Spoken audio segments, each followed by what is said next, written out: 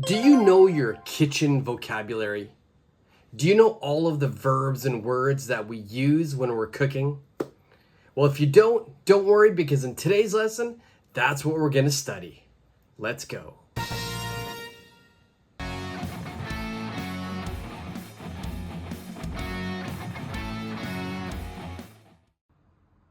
One of the things that I love doing in my free time is cooking. Cooking has been a huge passion of mine ever since I was a kid. I think I started loving cooking because my mom is such a good cook, and I would watch her cook in the kitchen, and I really wanted to, learn how to cook like her. And I just found this love of food. And today's lesson, we are going to learn about all of the different kitchen vocabulary. Not only are we going to learn about the appliances in the kitchen, but we're going to learn about all of the verbs we use with those appliances. And that's our first vocabulary word of the lesson, appliance. All right, so an appliance. What is an appliance in the kitchen? A kitchen appliance is any electrical or mechanical machine that we use in the kitchen. So in this lesson, we are going to go over some of the main appliances that most people will have in the kitchen. I am not going to go over all of the, specialized appliances and, some of the professional appliances. I'm going to go over some of the main appliances that most people will have in their kitchen. After I go over the appliances, I will tell you the verbs that we use, the action words that we use for those appliances. So in today's lesson, we are going to go over 5 kitchen appliances. 5 kitchen appliances that I think most people have at home. Now, this was really tough for me because I love cooking and I do have a lot of appliances. I do have a lot of gadgets, and I wanted to teach everybody all of the vocabulary words. But I think these 5 are the most common, and I think these 5 are the most important that you should remember. So the first appliance that I think everybody has in their kitchen is a refrigerator. A refrigerator. Now, this is a very big word. It's a very big word. So a lot of times in Canada and America and Western-speaking countries, we don't say refrigerator. We shorten it and we say fridge. So it's up to you what you want to say. You could say refrigerator if you wanted to. But if not, if you want to make it shorter, just say fridge. Okay, the next appliance that we will go over is called a stove. A stove. Now, this is a very unique one because where I'm from in Canada and where I lived in the US, the stove was kind of a multi-purpose machine, a multi-purpose appliance. It was kind of like a 2-in-1 appliance. So the whole appliance was called a stove. Now, what is a stove? So a stove is an area where you will cook. You will use fry pans and pots. So on the top of the stove, we have gas burners or electrical elements. Or recently we have the induction burners. Now that's on the top. That's where you're cooking things on top of the stove using a fry pan or a pot. Now down below, there is a door that we can open, and we place things inside, usually baking trays or roasting pans. Then inside there, that's called an oven. So the stove is up top and the oven is down below. Now, where I live now, I live in Tokyo, and we don't have this. Our stove and oven sort of combination appliance does not exist in most places. So we just have a stove. So in Japan, where I'm living now, the stove is just the area where I will put my fry pans and pots on top.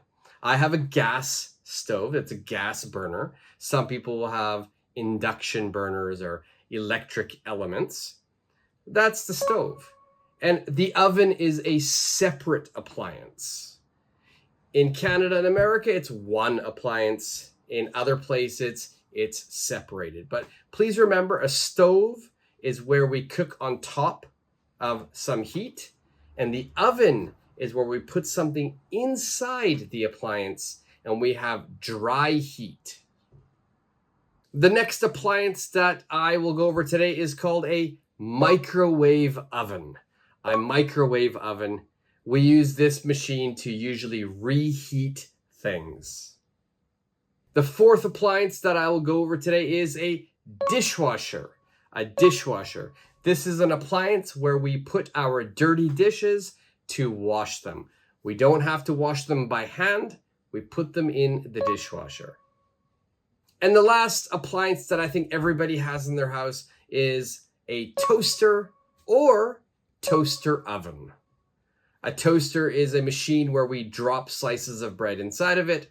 A toaster oven is a miniature size oven.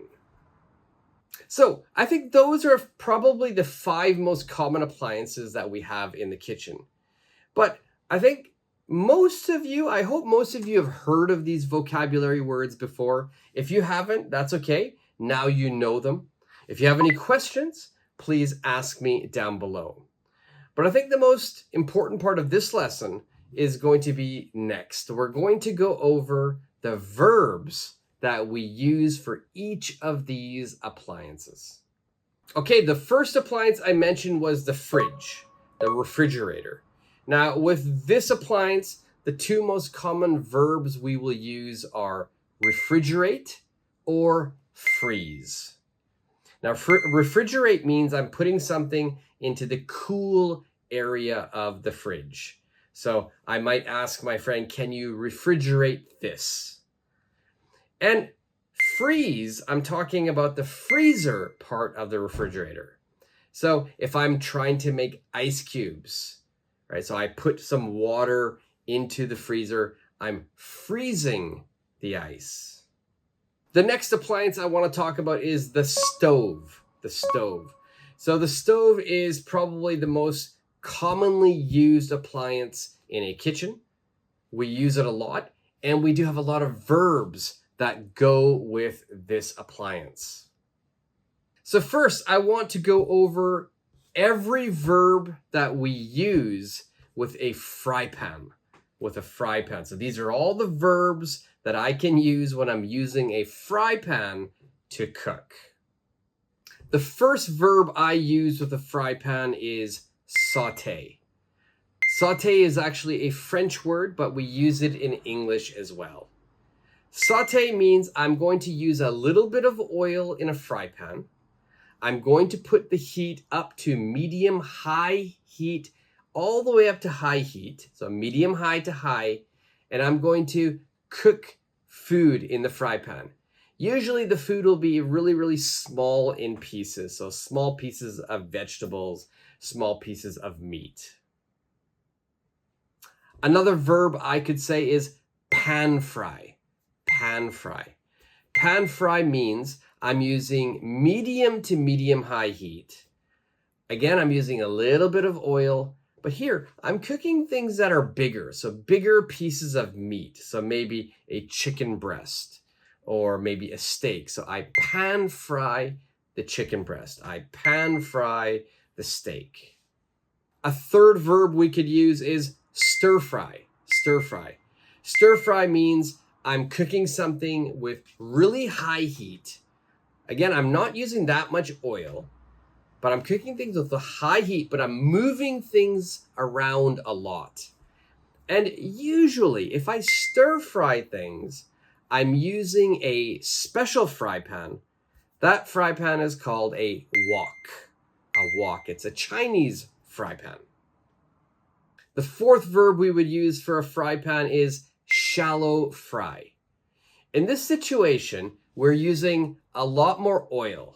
So the oil is going to be covering the bottom of the pan. But when I put my food inside the fry pan, when I'm shallow frying, the oil doesn't cover the meat. It doesn't cover the food. It maybe goes to the halfway point. That's called shallow fry. And fifth, the opposite of shallow fry is when I cover the food in oil. That's called deep fry. Deep fry. So that means the food is completely submerged into the hot oil. Things like French fries. French fries are deep fried. Okay, so this is a great time for me to ask you as well. If you think this lesson is useful so far, if you think your vocabulary is improving, please subscribe to the channel, give me a thumbs up, and hit the notification bell. Okay, so we've covered some verbs that we use with a fry pan. Now let's look at a pot, and let's talk about when we use liquid to cook. The first verb I would use is boil. Boil is when the water is bubbling. That means the water is it's exactly 100 degrees Celsius. The water is boiling, it's bubbling a lot. So we're going to boil things like eggs if you want a boiled egg. So boil. Second verb we could use is simmer. Simmer. Simmer is more gentle cooking. It's more gentle cooking. Again, we're using liquid. It's in a pot. And this is where the liquid is just before boiling. So it's not bubbling a lot. It's just before boiling. And we usually use this for slow cooking. And we simmer things like soup or stew. These things we simmer. Third, poach. Poach. Poach is, again, we're going to gently cook something in a liquid. Usually it's water. So it's a really delicate type of cooking. And poaching is going to, again, be below boiling. It's very, very light and delicate cooking in hot water, but below boiling. We poach things like eggs and fish. And the fourth verb we use when we're talking about liquid or in a pot is braise. Braise is when we put the heat at very low. So again, it's very gentle cooking, but it's very slow cooking. We use this when we want to cook meat, very tough meat, for a very long time. Okay, so now let's look at the next appliance. Let's look at the oven. The oven. Possibly your oven and stove are one set, but you might have it separated. And for an oven, our verbs are also different because the cooking style is different. The first verb that I'm going to go over today is roast. Roast. So if I'm using an oven and I'm going to cook some type of big piece of meat, maybe a whole chicken, maybe roast beef, maybe a pork loin. So whenever we're cooking meat, a big piece of meat in the oven, we say roast. So I'm going to roast the chicken. I'm going to roast the beef. I'm going to roast the pork. When we roast something, we're usually using a very high heat. Now, another verb we could use for the oven is bake. Bake is going to be using a lower heat, and we usually use this verb to talk about desserts, cakes, and pies. So we bake a cake, we bake a pie, we roast a chicken, right? So try to think, roast, we're going to be using some type of meat, and baking is breads and pies and desserts. Now, the last verb I usually use with an oven is broil. Broil. Broil is when you put the food on the very top rack of your oven, and you only have the heat from the top hitting the food. So there's no heat from the bottom. It's only from the top. That's called broiling.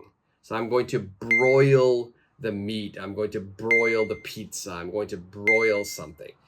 It's direct heat from up top. Okay, so the next appliance is the microwave oven.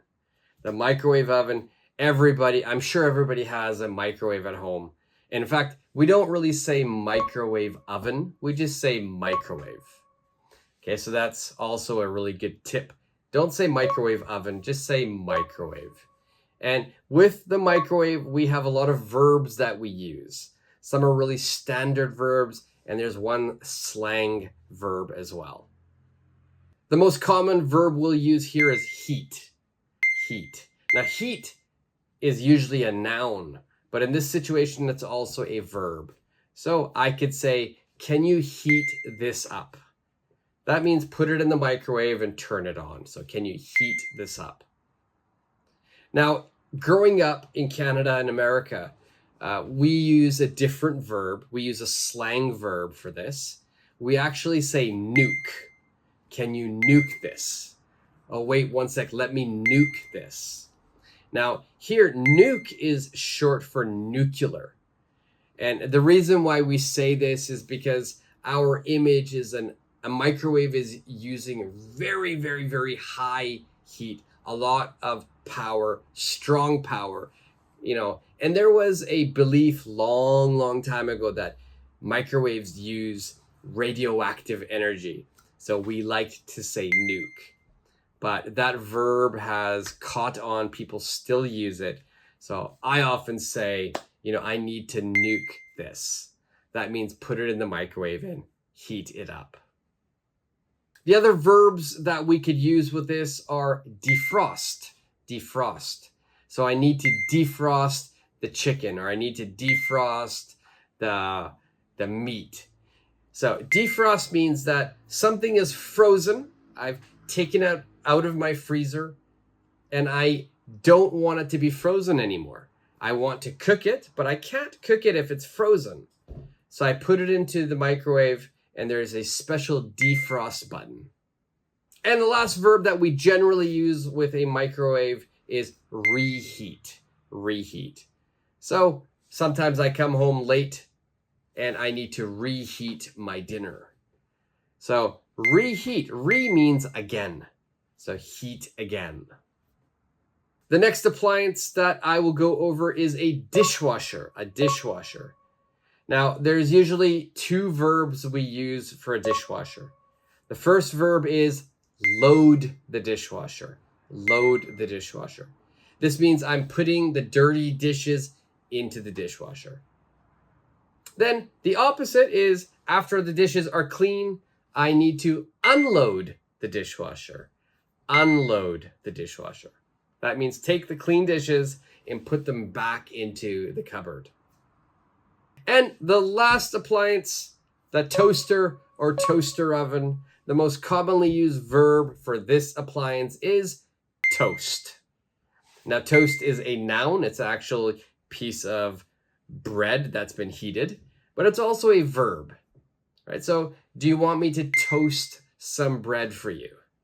Okay, so today we talked about kitchen appliances and most of the kitchen appliances that I think everybody has at home. We also went over all of the verbs that we use when we cook using these kitchen appliances. If you have any questions about any of the verbs, please ask me down below. Now remember, I didn't go over all of the verbs. Now I went over the most commonly used verbs when we cook using these appliances. And so if you're still not sure, just ask any question you have down below. And if you like this lesson, make sure you subscribe to this channel. It's completely free. Give me a thumbs up and hit the notification bell. Until the next lesson, see ya.